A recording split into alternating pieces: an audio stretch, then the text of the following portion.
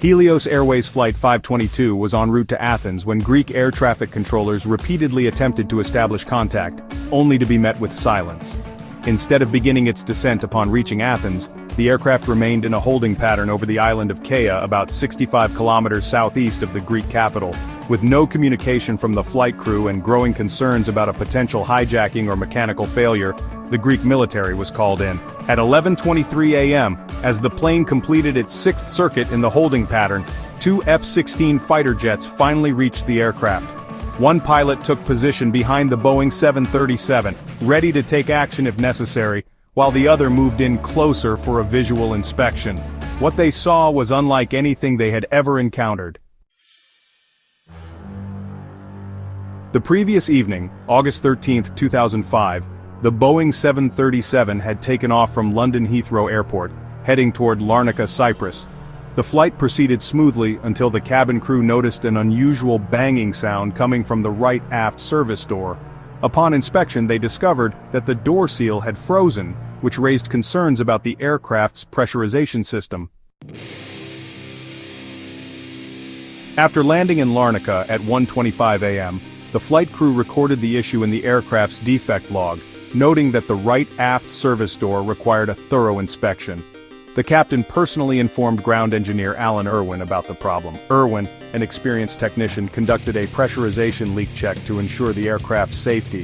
For this test, the aircraft had to be manually pressurized while on the ground. The Boeing 737's pressurization system is designed to maintain a safe cabin pressure by automatically adjusting air levels during flight. During maintenance, however, the system was set to manual mode so that Irwin could directly monitor and control it. His inspection revealed no defects, and all systems appeared to be functioning properly. Satisfied with his findings, Irwin cleared the aircraft for service. However, he overlooked a crucial step. The pressurization mode selector remained in manual mode instead of being switched back to automatic, setting the stage for a catastrophic sequence of events. The following morning, August 14th, the same Boeing 737 was scheduled to fly from Larnaca to Prague, with a stopover in Athens. The flight crew included 58-year-old Captain Hans-Jürgen Merten, an experienced but somewhat reserved pilot, and 51-year-old First Officer Pampos Charalambous, a Cypriot with extensive experience on the Boeing 737. The crew completed their pre-flight checks, which involved verifying approximately 80 different items, including the pressurization mode selector. However, no one noticed that the selector was still set to manual.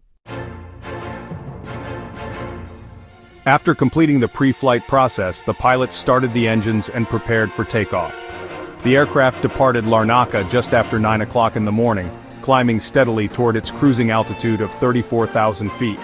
As the plane ascended, the cabin pressure failed to adjust properly because the pressurization mode was still set to manual. This allowed the cabin air to thin rapidly, reducing oxygen levels far beyond safe limits.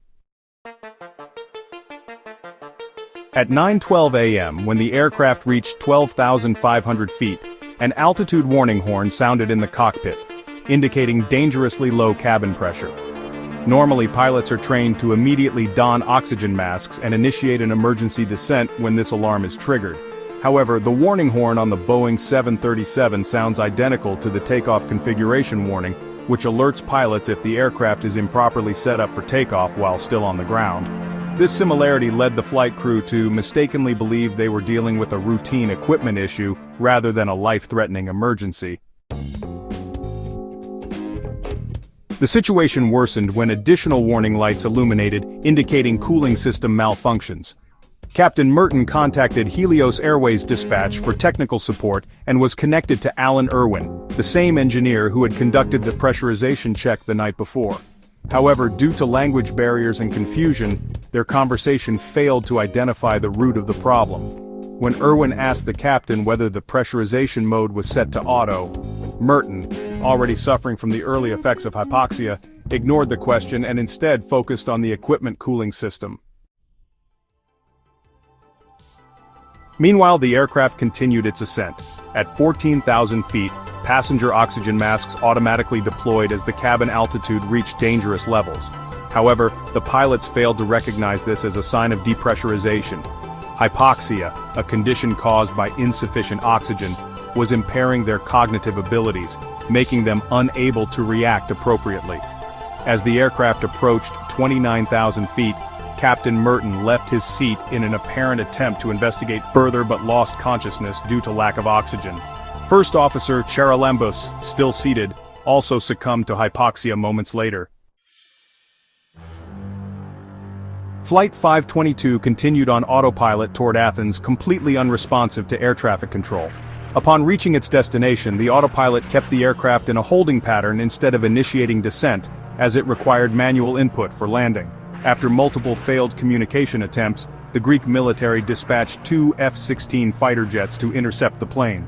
The fighter pilots, expecting to find a hijacking or mechanical issue, were shocked by what they saw: oxygen masks hanging in the cabin and motionless passengers slumped in their seats. Then, something unexpected happened. A person entered the cockpit wearing an oxygen mask and carrying a portable oxygen bottle. This was flight attendant Andreas Prodromou, who held a private pilot's license. He had managed to stay conscious by using supplemental oxygen. Prodromou sat in the captain's seat and attempted to regain control of the aircraft. However, his efforts were futile, as he lacked the training to fly a commercial airliner under such dire conditions. As Flight 522 remained in its holding pattern, its fuel reserves depleted. The left engine flamed out first, causing the aircraft to veer left. Soon after, the right engine also shut down, leaving the plane powerless. The F-16 pilots attempted to signal Prodromou, urging him to follow them to an airport for an emergency landing, but he pointed downward, indicating that the aircraft was going down. At 12:04 p.m., Flight 522 crashed into the hills near Grammatico, about 35 kilometers from Athens. All 121 passengers and crew members on board perished. The crash site was quickly engulfed in flames, making recovery efforts challenging. Emergency responders arrived swiftly but could do nothing to save those on board. The investigation into the disaster revealed multiple failures. The primary cause was the pressurization mode selector being left in manual mode after maintenance, preventing the cabin from pressurizing properly. Routine pre-flight checks should have detected this issue, but the oversight went unnoticed. Additionally, when the warning horn sounded, the pilots misinterpreted it, failing to don their oxygen masks and descend to a safe altitude. Flight attendant Andreas Prodromou's heroic attempt to save the aircraft demonstrated remarkable courage, but ultimately, his limited training and the circumstances were insurmountable. The crash of Helios Airways Flight 522 remains one of the most tragic examples of human error and systemic failure in aviation history.